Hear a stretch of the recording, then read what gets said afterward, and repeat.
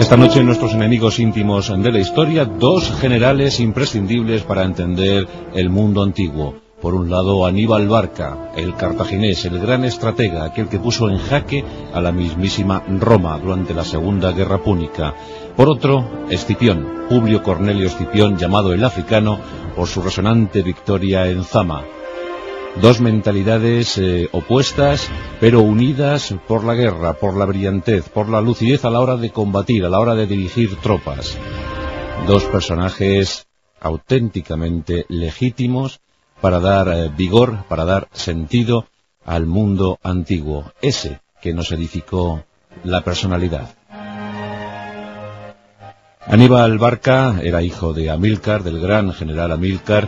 Pues aunque perdieron la guerra los cartagineses, la primera guerra púnica, esa guerra que les enfrentó a Roma por la lucha, por la pugna, por la autoridad en el Mediterráneo occidental y oriental, pues Amílcar desde luego salió triunfal, perdedor en la guerra, pero victorioso ante los suyos, porque sus combates fueron ciertamente gloriosos allá en Sicilia. Sus hijos dieron buena muestra de la genética que les había infundido el progenitor. Y con tan solo 9 años de edad, Aníbal acompañaba a su padre en 237 a.C. a la campaña punitiva contra las tierras íberas. Previamente, en el templo del dios Baal, habían jurado odio eterno a Roma. Esa camada de leoncillos, como así gustaba denominar a sus hijos Amílcar, pues darían muy buena medida del poder cartaginés. La Segunda Guerra Púnica estaba a punto de estallar. Tras la muerte de Amílcar, en situación violenta, le sucedió su yerno Asdrúbal el Bello, aquel que fundara Cartago Nova. Y cuando falleció este, víctima de un soldado iracundo, Aníbal, con tan solo 26 años, asumió el mando de las tropas cartaginesas acantonadas en Iberia. La situación no es que gustasen demasiado a los sufetes cartagineses, pero los tiempos imponían su demanda, y esta era que Aníbal dirigiera las tropas de Cartago hacia las puertas de Roma.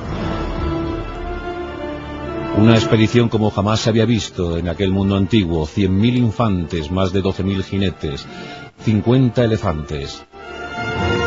En una gesta sin igual atravesaron los Pirineos y también los Alpes.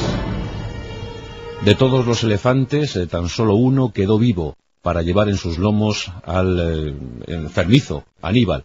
Aníbal, en los pantanos del norte italiano, había perdido un ojo,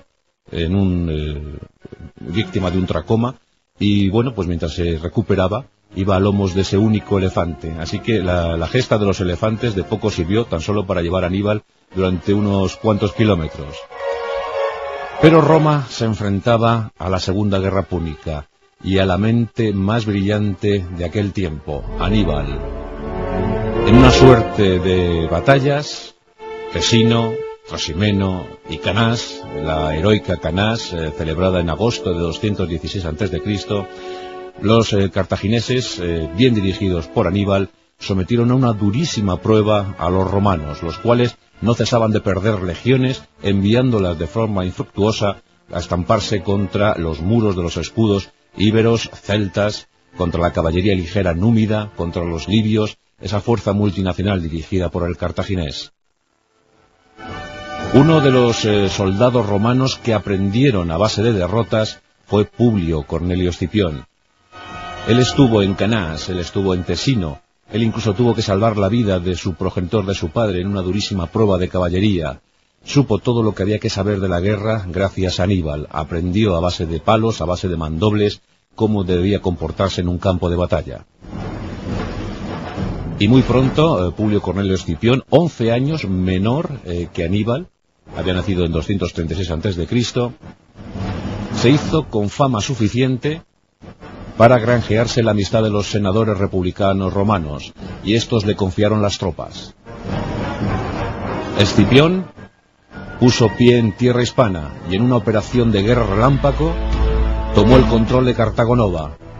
Juró vengar la muerte de su padre y tío en Cástulo, en actual Linares, en Jaén. Allí habían muerto los Escipiones. Y en esos apenas 4 años sometió a la tierra íbera y le accedió al control de Roma. En 206 a.C., Escipión regresaba a Roma para recibir el triunfo. Tenía tan solo 30 años y era el personaje más querido, más popular de toda la República Romana.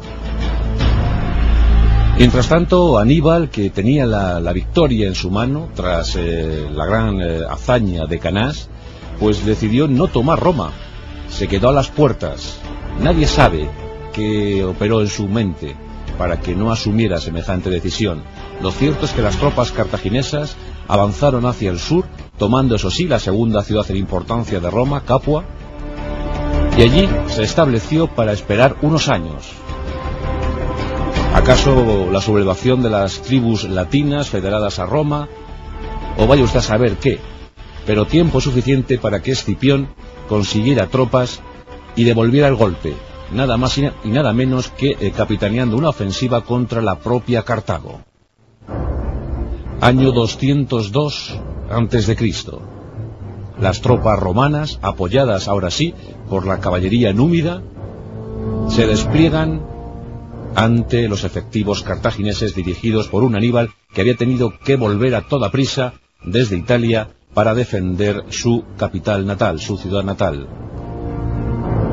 Tenía elefantes, tenía hombres, pero poco curtidos en la guerra. Tan solo 15.000 veteranos le restaban desde las campañas de Italia. Tan solo esos 15.000 hombres eran de la confianza absoluta del estratega cartaginés. La batalla de Zama, como ya sabéis, fue un absoluto desastre para los cartagineses y supuso el fin de la Segunda Guerra Púnica. Una vez más, Cartago había sido doblegada, había sido sojuzgada por los impetuosos romanos. Escipión, llamado desde Zama el africano, fue benévolo y estableció unos protocolos de paz pues muy ventajosos para los cartagineses. Pero la estrella de Aníbal todavía no había sucumbido, no se había apagado. Y de hecho, 7 años después del desastre de Zama, era el sufete principal, era el jefe principal de Cartago. Confiaba en recuperar fuerzas, en renovar bríos, para devolver la ofensiva a Roma y esta vez sí vencer. Pero Roma ya no quería sorpresas, se había enterado de la maniobra del cartaginés y exigió la cabeza de Aníbal. Aníbal, también víctima de las conjuras internas, tuvo que escapar, en esta ocasión a Siria, a la corte del rey Antíoco III, quien también libraba su particular guerra contra los romanos. Y durante un tiempo Aníbal se convirtió en el comandante de los ejércitos de Antíoco III. Pero tras algunas batallas, Aníbal ya no era aquel de Canás, pues perdido, debilitado, tuvo que volver a escapar. En esta ocasión llegó a las tierras de Bitinia, donde reinaba el rey Prusias. Los romanos le perseguían, querían a toda costa ejecutarle, eliminarle.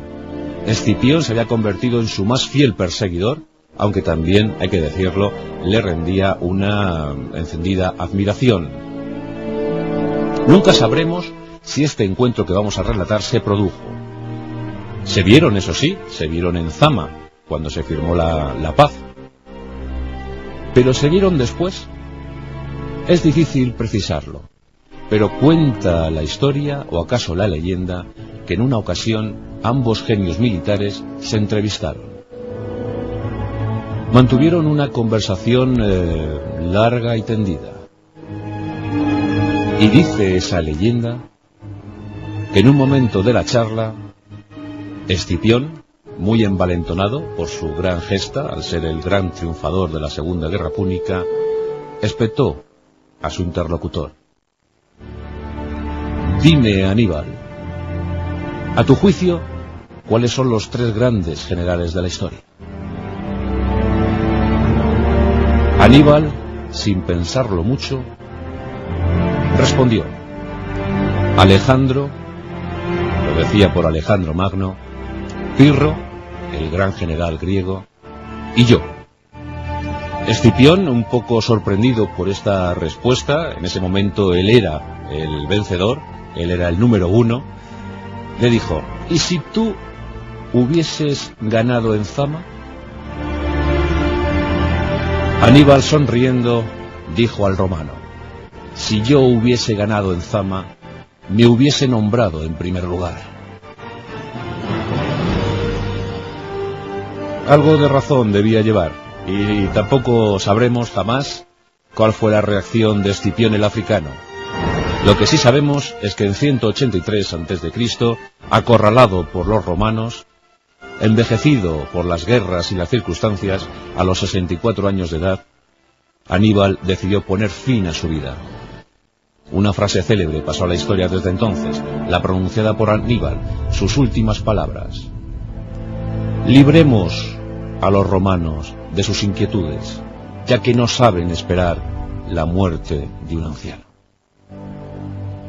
Ese mismo año también fallecía Escipión el africano. Venido a menos, en la República Romana le habían también atosigado, acosado, incluso le llegaron a tachar de traidor. Ese mismo año, dos de los mejores genios militares de toda la historia pasaban a la eternidad: Aníbal Barca, Escipión, Publio Cornelio Escipión el africano. Menudo versus. Enemigos íntimos de la historia, pero también tipos que se llegaron a admirar. Esas historias que por desgracia ya no se repetirán jamás.